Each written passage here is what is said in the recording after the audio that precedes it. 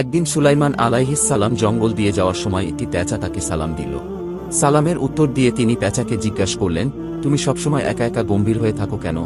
পেঁচা বলল, মরার পর একাই থাকব, তাই একাকী বসে থাকি। এরপর সুলাইমান আলাইহিস সালাম জিজ্ঞাসা করলেন, তুমি শস্যদানা খাও না কেন?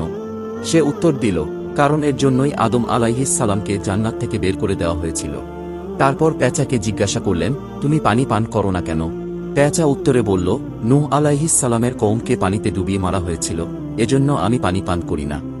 সুলাইমান আলাইহিস সালাম এরপর জিজ্ঞাসা করলেন, তুমি লোকালয়ে না থেকে কেন ঝোপঝাড়ে থাকো?